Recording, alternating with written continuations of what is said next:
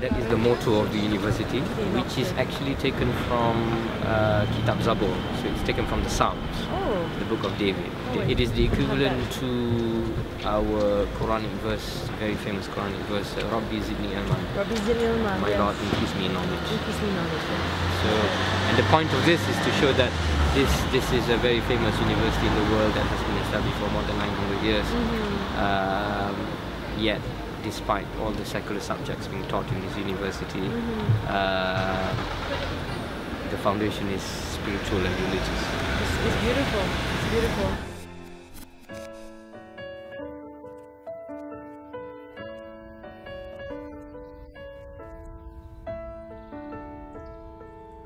So when it comes to being a student of knowledge, how important is it to have a good relationship with a teacher? Right. And how do we go about learning the knowledge? Is it important to make sure that we do find the right source, the right teacher, and to make sure we continue the relationship? Is that how it's like here? Yes, well, like here in Oxford, of course, it's very, very important for you to have a qualified teacher, what we call a don, which comes from the Latin word dominus, really, which means master, sheikh, to guru, like a Jedi master, you know, if one is a Padawan. We're having our tutorial here in nice, beautiful gardens of Worcester College here at the University of Oxford.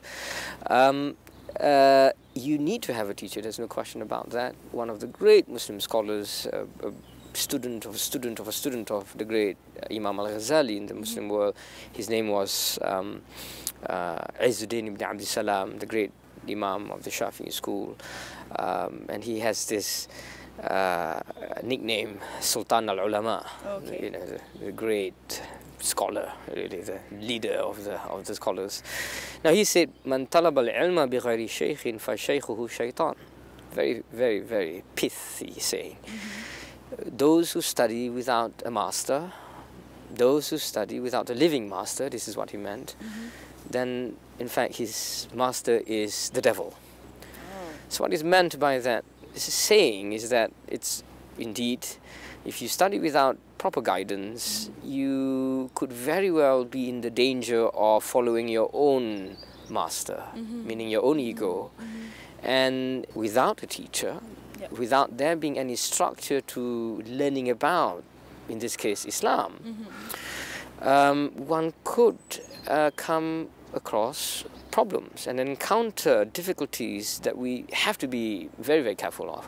And you know, certainly today we have the phenomenon, you know, in the Middle East, for example, you may have heard of the ISIS, ISIL, IS, Daesh, the Arabs, you know, called the people who claim to want to set up an Islamic state, for example. Yet they do everything, although in the name of Islam, everything against what the Islamic legal tradition has taught us, everything against what the Sharia and the Islamic legal tradition has taught us, namely killing of civilians, for example, without there being any right sanction for it. There is no legitimate government that has actually declared war, and yet they do all this in the name of jihad.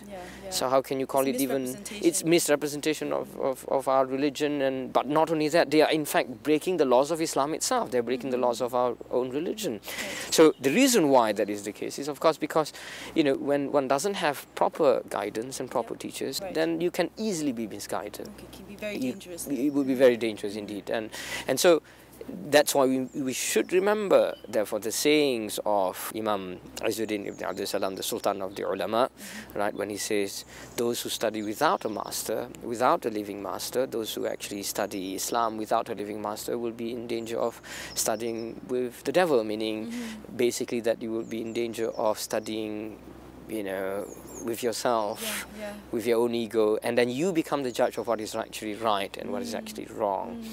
So that's the other side of the story. So it is important, therefore, to actually have a teacher. So just like here at this great University of Oxford, one of the reasons why this university is great is because they actually have qualified teachers.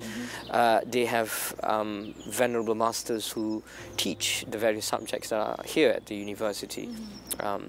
So, as I said earlier, indeed, that, you know, one shouldn't be disheartened if you don't have a degree in Islamic law, in Islamic theology, to learn about Islam.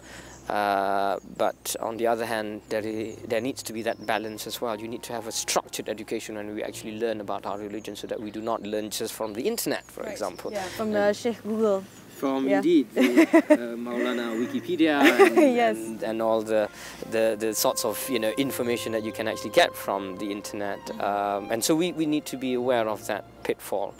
It is not to say, of course, that you cannot benefit from the internet, but it is important to actually have proper guidance in knowing the right sources. Yeah, okay, alhamdulillah. If we feel lazy, if we feel demotivated for whatever distraction that might come up, we should then be reminded of the advice of the Prophet ﷺ.